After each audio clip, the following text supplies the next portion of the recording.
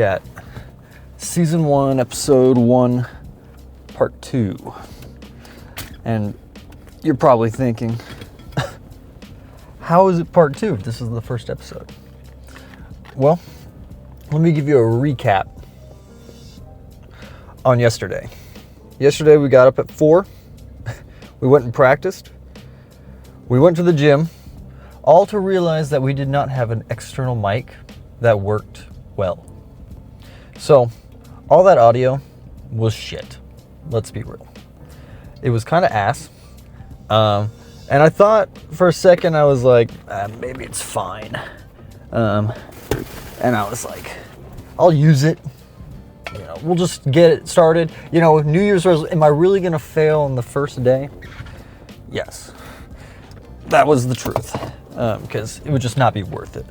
The mic had some weird compression, and it kept going in and out of my voice. It had the worst noise cancellation of all time. This one that I got, shout out Amazon, it came in 2.5 hours. Perk of living in Phoenix. Seems like it works pretty well. I guess we'll find out today. Hopefully there's not going to be a part 3. But anyway, got the pre all ready to go. I've been using, it's really just an energy drink mixed in with some glycerol. Whoa! Yeah. I decided, because I have so many free energy drinks that I get from working at GNC, I got to start working through them. But I was like, but they're not the greatest pre-workouts. Like, I think the Lit that I'm using right now, it's 250 milligrams caffeine, just too high, in my opinion, for an energy drink. And it's also like 250, just make it 200. Because, I mean, other than like a White Monster, there's nothing else that I can drink that's going to keep me under that 400 range. I don't know. But it also has like 3 grams of citrulline, which is like kind of ass. I don't know. Other than that, it's fine. I just add the glycerol in because I've found that it's been helping me get better pumps. I think it's just like a hydrating agent. Seems to work pretty well, but damn, I'm not shaking this shit up again. And the taste is pretty good. I think I'm going to be going into making my own, though, here pretty quick. Just because it seems like it's way more efficient. It probably will taste way worse. But there's surely ways to make it taste all right without it being the worst. But yeah, anyway, yesterday was back and biceps, which unfortunately we will not be seeing. Maybe in like 10 years, when this is all like a flash in the past, I can pull up those videos and we can all laugh at how awful it was. But today on the agenda, we've got legs. Hell yeah.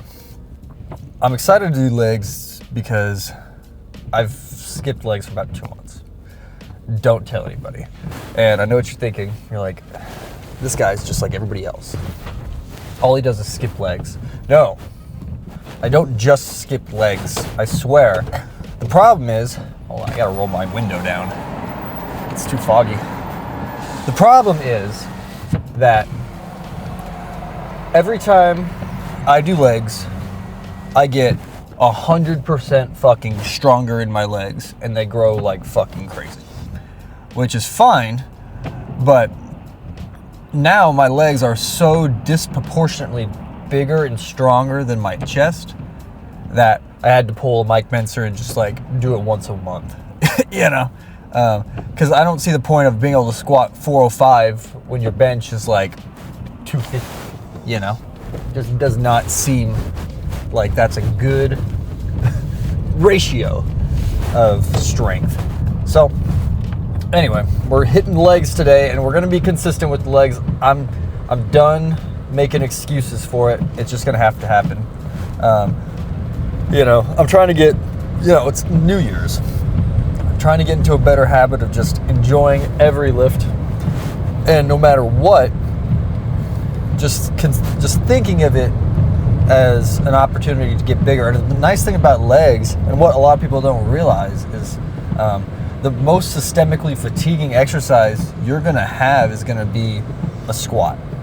Now, I don't know exactly how true this is, but if you are squatting really, really heavy, that's the number one thing that is going to boost your natural testosterone, right? At least that's what I heard like years ago.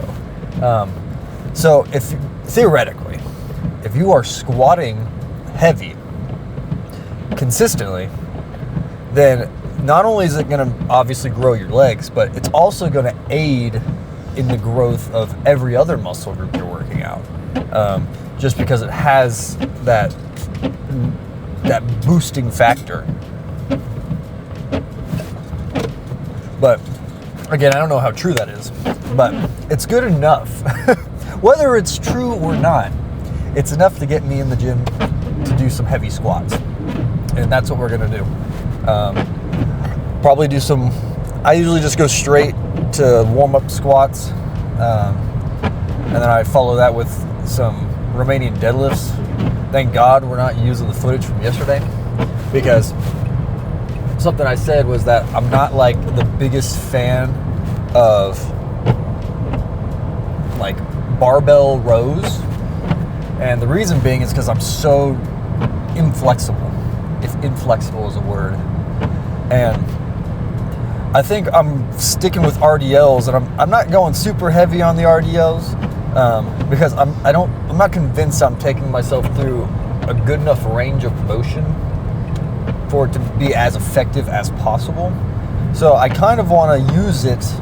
Obviously, I'm going to be growing my hamstrings. I'm stretching the muscle. It's going to grow, and I'm going hard.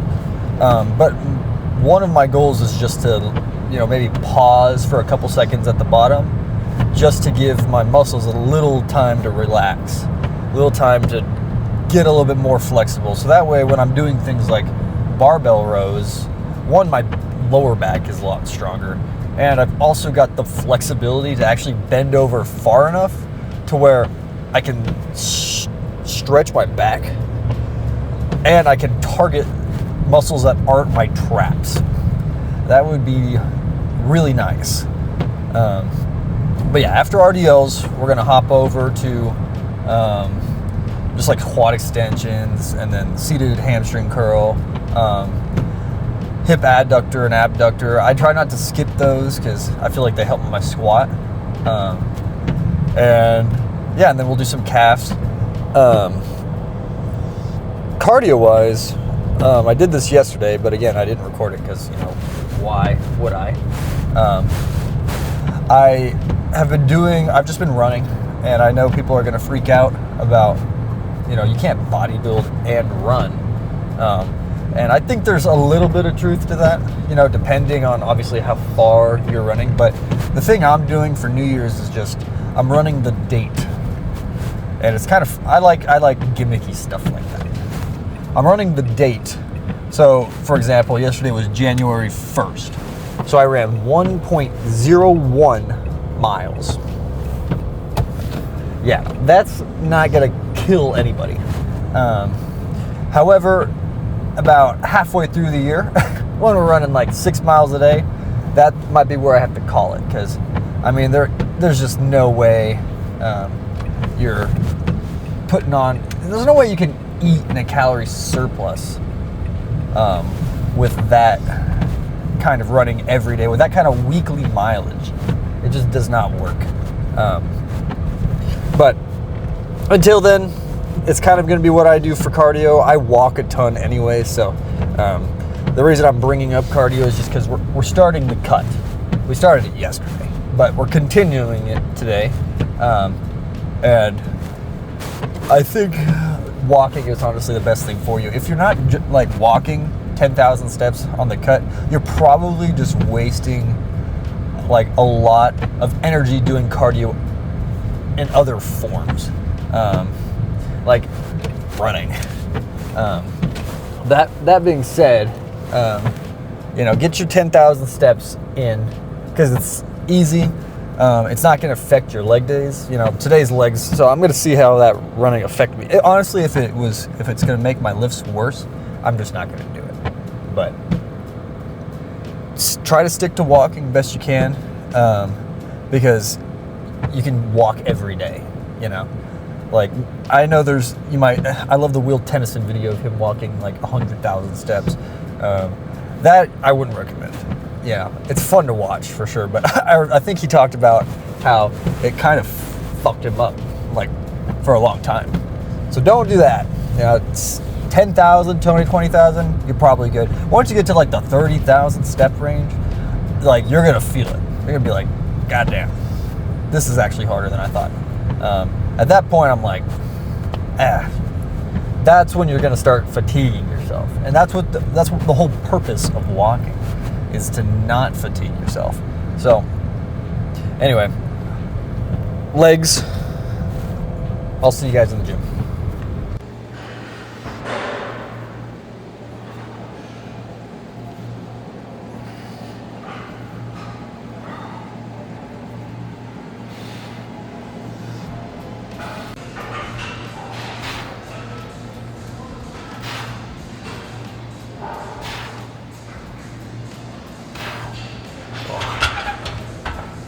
Well, on the warm-up lifts, I'm not trying to, do 20 reps.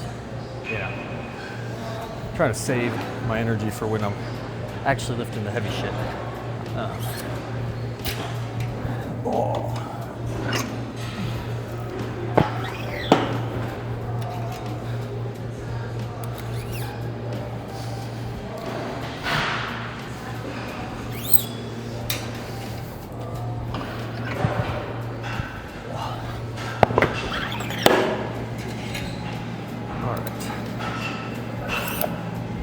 Bodybuilder special. I don't know. 145 plate at a time, warm-up set. Kind of going through it pretty quick. Not for any, particular reason. Just because if I'm trying to get warmed up, I don't want to sit there. Let things get super cold.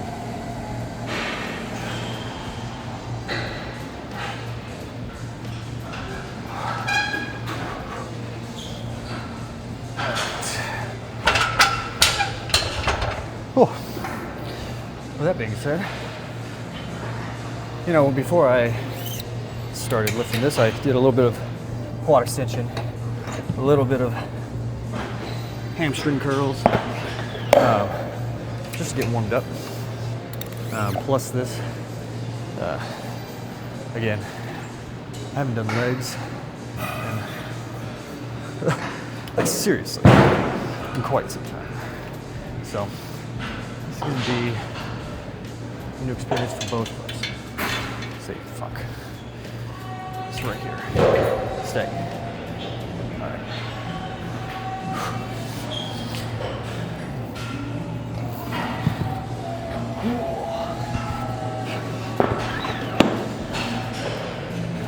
So 315.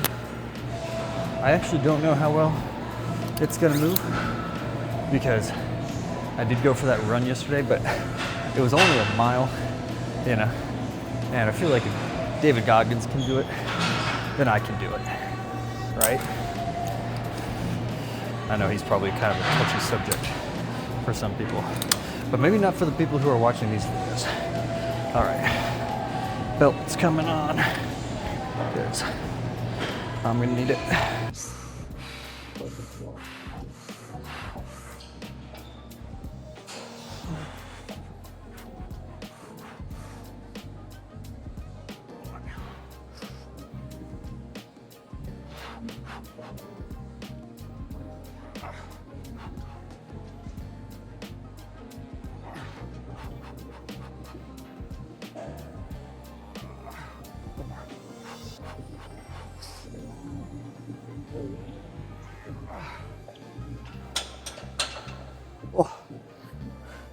Yeah, I don't know what the fuck this is on, but it needs to be one lower. I'm not that tall. Holy shit. I have a lot of people telling me that they can't squat. And they say, oh, well, I get imbalanced when I go down. You know, I'm not flexible enough. I can't go deep enough. A lot of that's going to be because of ankle mobility down there. Uh, if you do some stretches where you're kind of putting your heel up and coming up like this, you're going to feel it in your calf. Any kind of calf stretch, really, is going to improve your flexibility down there and will help you squat with more balance. Another thing you can do, grab a plate, like, I don't know, kind of your own decision on what width to use, but you can stick that under your heels too. Immediately you'll be able to squat better. It's because I guess it kind of lengthens those calves, like it puts them in more, not a lengthened, a shortened position, because you're up on your toes. And that allows you to stretch them on the way down. And so it's as if you don't have to stretch your calf as much to do a squat. But, all right, let's stop procrastinating.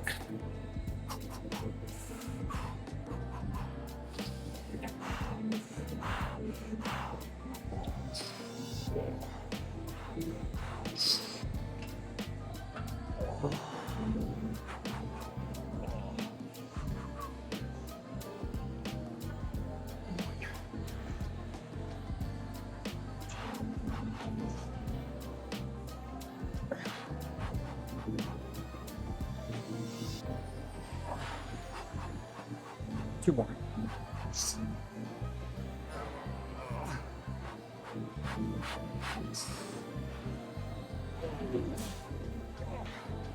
Shit. Goddamn. Oh. All right.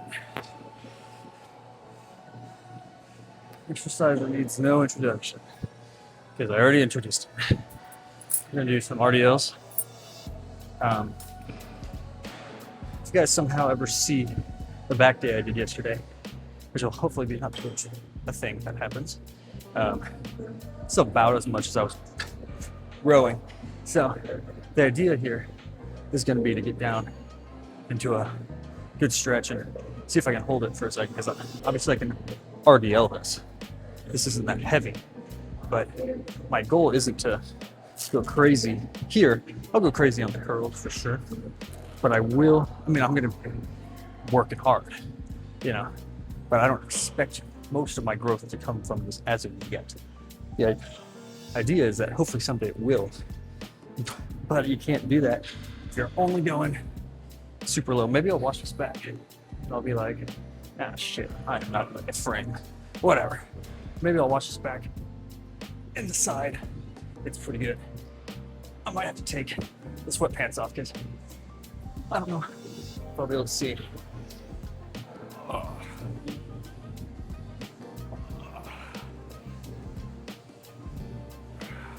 I'm feeling that shit in my hammies for sure.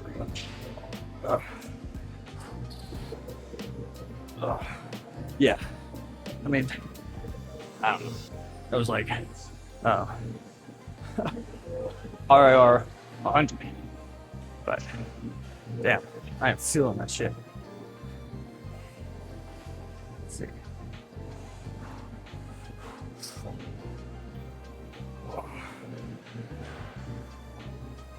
I'm gonna hold this one. Pause a little bit at the bottom. Let it stretch me down. Oh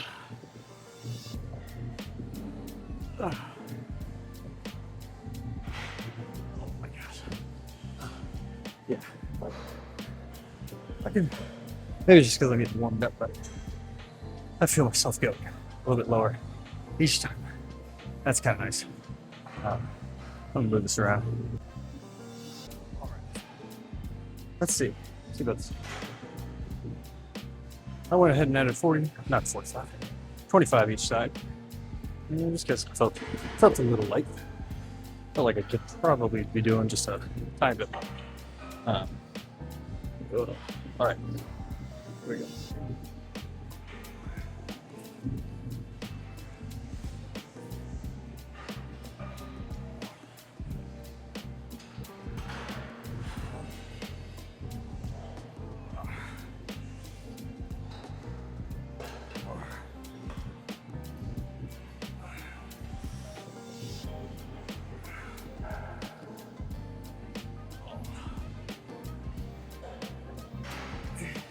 Oh my gosh. Oh. Nice. Some of you guys, all of you guys, if you're watching my show, you should be watching a guy named Jeff Nipper. If you've ever seen anything about his videos or know anything about his philosophy, you'll know he has a very specific way of hitting these quad extensions. Now, ideally, there's a couple things you want to be thinking about. One, you want to see how far back this pad here can go this way. That way your legs are pulled back, you're stretching your quad out as much as you can. A lot of people will just kind of do the upper half right here. You're missing out on like all the gains doing that. Another thing that's kind of important is you'll see I don't have the seat super far forward. It's kind of far back because again, if I'm up here, one it feels like there's a little bit more leverage to get things going. I'm not relying on my quads to get the weight moving. What's the point of doing an isolation exercise if you're going to use every other muscle to move the weight? Here, I'm trying to grow my quads. So, anyway, yeah, just want to think about those things. Some of those things you're not super aware of. One, when you get started, and then what you don't realize is that it's kind of what makes the exercise effective. Whoa.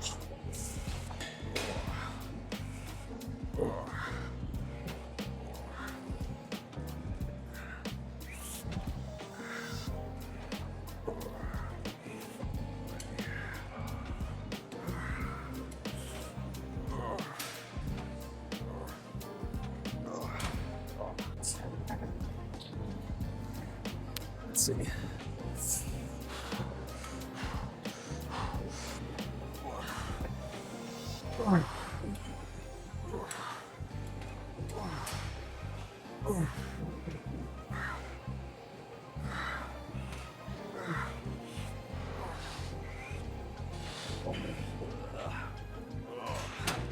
Oh.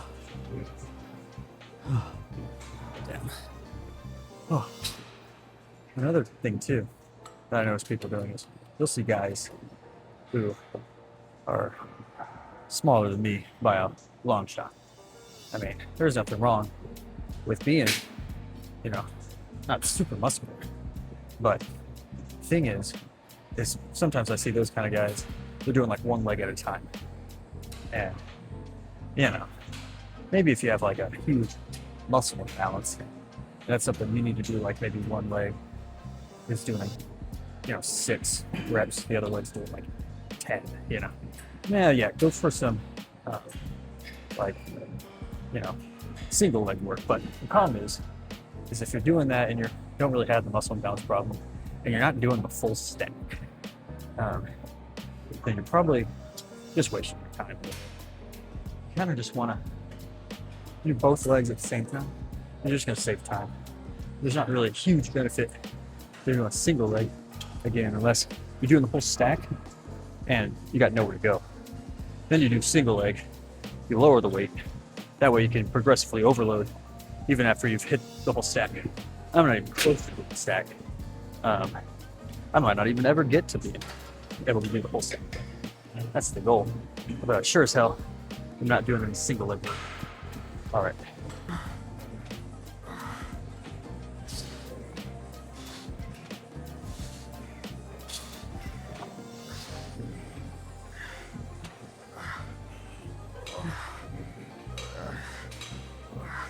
Oh my god. All right. Next up on the agenda, it's going to be classic hamstring curl. Everything about this is completely different than what I said about the quad extension. For this one, again, all Jeff Nippers up here. He's like the top guy, in my opinion. There's like him. There's like Mike Isertel. Although Mike Isertel's starting to get into heavy AI stuff and, a lot of drug stuff. And it's not really my favorite thing.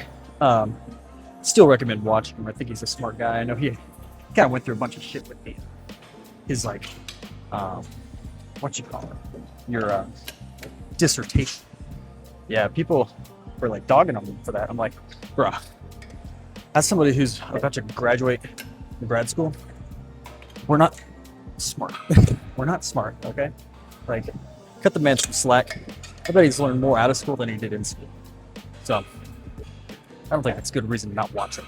Still gives good information, but anyway. Jeff Nippard, he likes the seat all the way forward, you know, because you got the hamstring that actually crosses the hip joint. So, actually, if you're sitting up forward, ideally kind of like this, what happens is you're stretching your hamstring more. And it's been, I think, clearly shown that the more stretched your muscle is in a more lengthened position, the more muscle you're going to grow. And if you're doing like partial reps towards the end, you're going to grow even more. So don't neglect that. And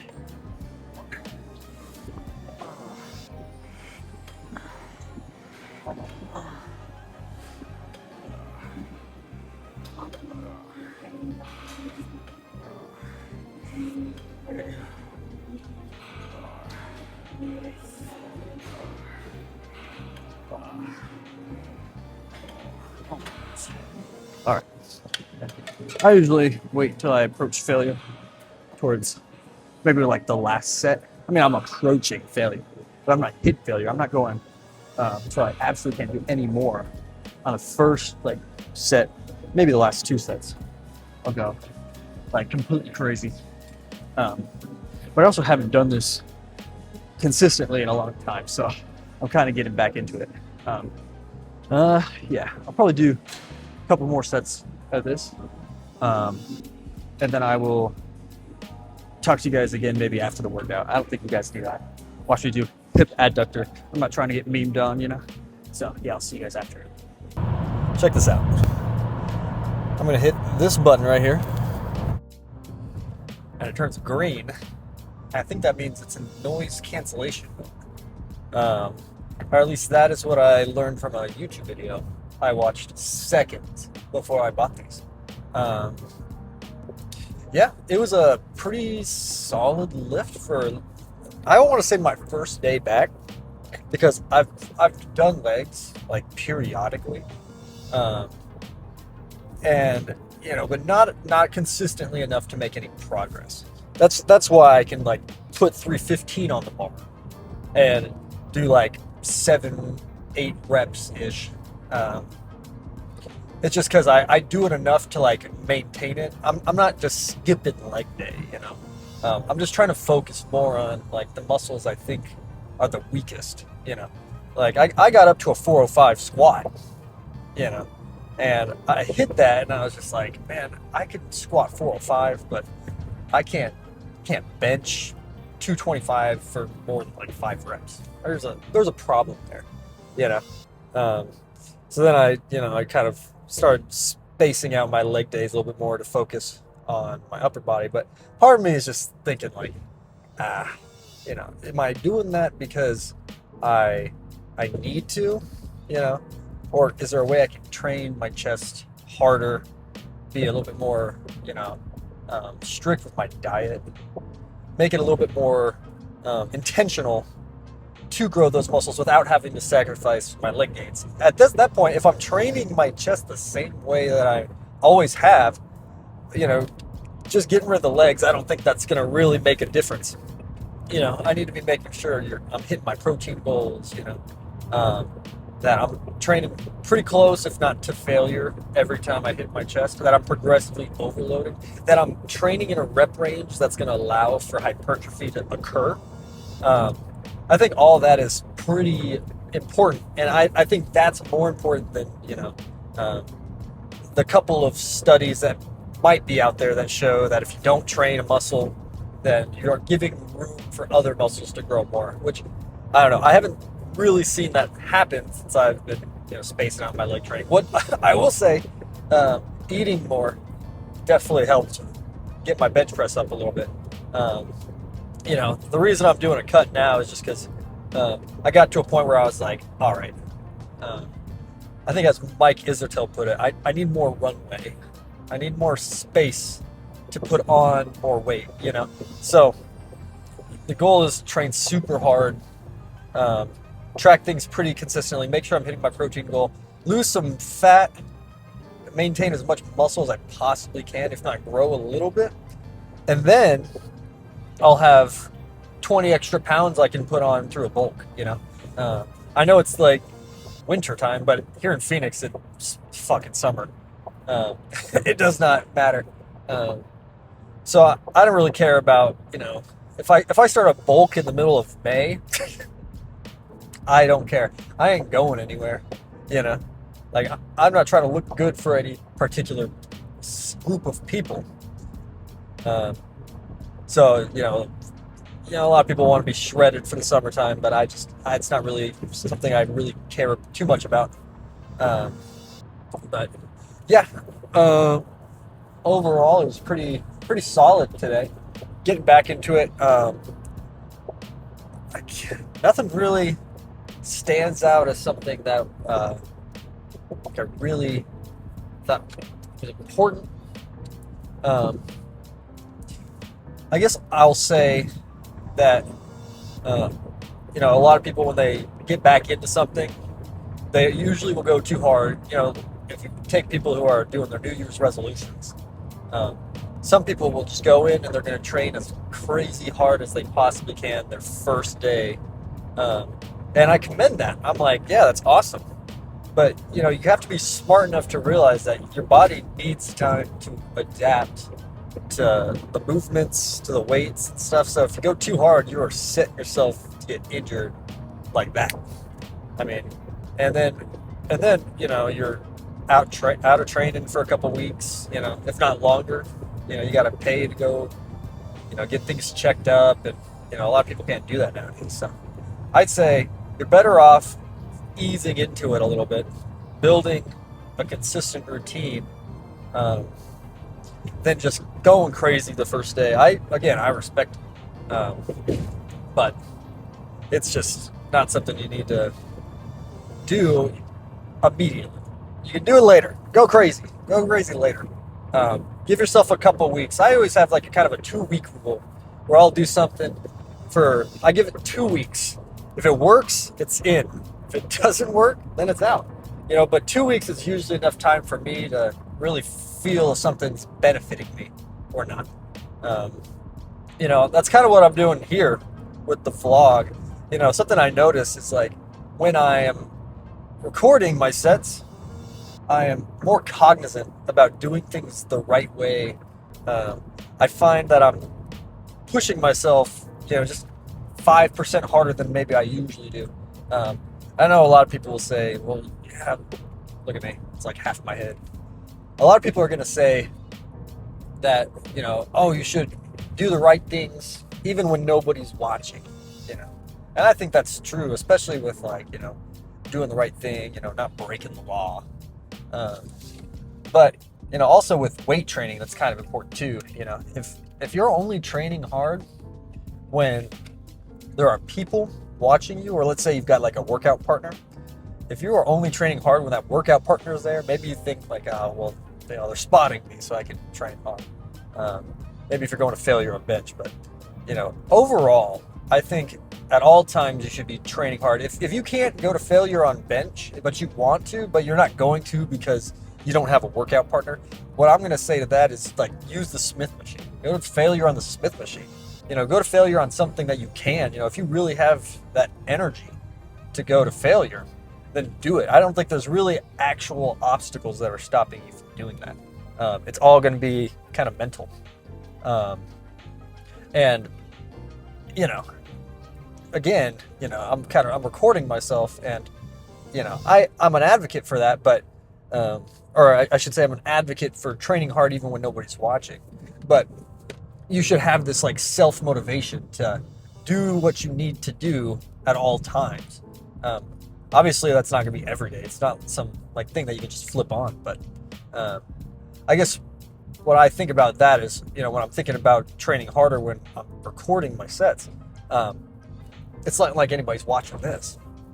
You know, maybe a while ago or a while from now, people might, but as of right now, ain't nobody watching anything. So in a way, if I'm not recording my sets, if I'm, training 5% less hard, thinking that's probably as hard as I can train, I'm not doing myself any favors. I might as well record my set and just lie to myself, say, oh, I'm gonna put this on Instagram, or I'm gonna put this on YouTube, and it's better that I even never do that, but I still record, just so that way I'm training a little bit harder. Because 5%. People talk about 1%. In the music world, at least, the goal is every day you practice to get 1% better. And the way I look at it, music and weight training, it's the same thing. I'm just working muscles here. I guess I've never said what instrument I play. Maybe you guys can figure that out. But 1% better every day is a lot. Over the course of a year, it's a lot. So 5%. That's a crazy difference. That's like if I took a picture, right now versus in 365 days. Let's say there's like two people. One of them is making 5% gains. The other one's making 1%. That compounds. It's like, sticking your money in a bank account. That compounds super fast. So, I'm going to stick with it. But, again, even though I'm trying to lose some weight, if I don't have my protein, it doesn't matter how hard I'm training. It's nothing's going to happen. And I also recognize that, this isn't supposed to be like a vlog where you're going to be learning from an expert. I've never experienced comment rage in the comment section, but understand that, I, as well as the people who I admire, are always open to criticism and always trying to learn new things as they go. I've been doing this a long time, but you're never going to reach a point. That's the whole idea behind scientific research, is we're always trying to push the boundaries of what we know in order to make things more efficient. And I'm kind of a guy who's all about efficiency. The quickest way to any destination is a straight line. So don't walk around. Just walk straight there. There's ways to do it. Make it a calendar, tracking things, things that aren't you might feel like it's a little bit more work. But in reality, it's not. It's not that much work to type in, I ate something. I'm going to type in the calories. It's going to take me 2 seconds. But it's better that I take those 2 seconds to do it and then have a more accurate representation of what I've been eating throughout the day. And another thing is, people are always worried about, what's it called? Like dietary, problems, anorexia and, overeating and all these things. People are worried that they're going to get into phases where, I don't want to eat anything. I'm scared to eat. And my opinion on that, because I recognize it's a serious problem. I know people really do struggle with that stuff, and it sucks. But the quicker you can learn about macronutrients, you understand, what being in a calorie deficit actually means and how it works, how your metabolism works. The quicker you can figure that stuff out, the sooner you're going to feel more empowered to eat what you want, because you understand how it actually works. People who don't realize a calorie deficit is going to make me lose weight. I don't really have a choice. Those people aren't going to be scared to be in a calorie deficit they're not going to be scared to overeat, because they know how to fix it. They know what to do to achieve what they want. I want to get down to 160. I know that if I'm in a calorie deficit of 500, I'll probably lose a pound a week.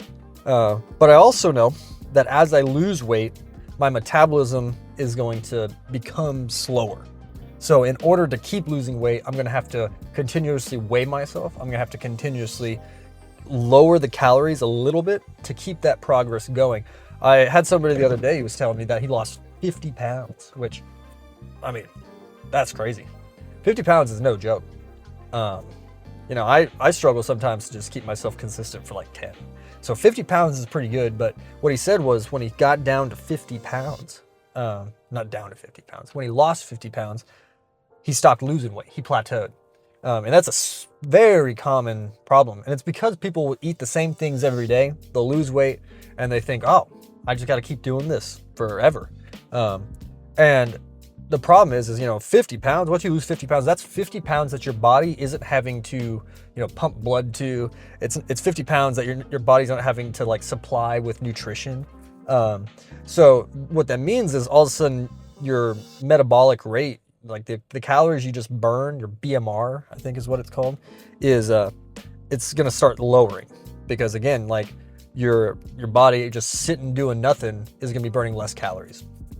So you just have to keep that in mind. And that's why, you know, if you are weighing yourself and you're keeping track of your like weekly average, it's really not a big deal, as you know, because as soon as that starts to slow down, you'll notice like, okay, you know, I lost a pound last week. This week I only lost, you know, maybe half a pound or something.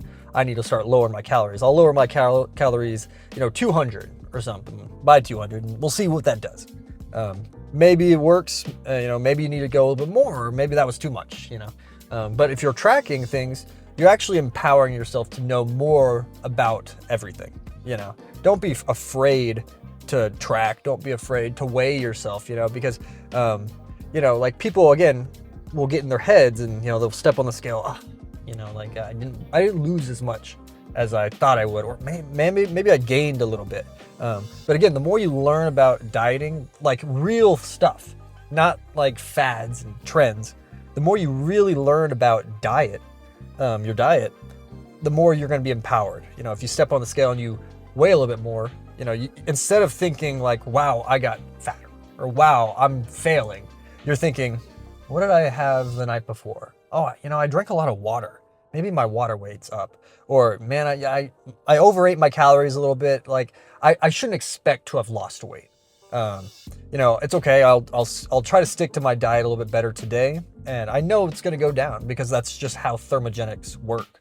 You know, it's not really, you know, I don't want to say it's your fault because again, it's a byproduct of what you do. But if you are doing the right things, and you understand like why you're doing those things, you know, when you don't do those things, you're not gonna be as hard on yourself because again, it's not you failing, it's just you not doing the things that you know you should do in order to lose those weights, to lose the weight. You know, and maybe that's a horrible way of saying it. The idea is that you're just not afraid. You're not afraid to like go on a fitness journey, because you're worried about failing. You know, most people are quote unquote failing just because they don't know how to do it the right way. And that's kind of why you learn. And that's kind of why I'm making videos.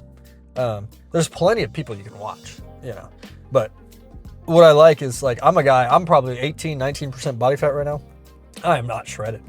I'm like decently strong, but I'm not, you know, I'm not benching 315. I'm not, you know, going crazy on like every lift, you know, I'm not some power lifter. I'm more of your average Joe type lifter.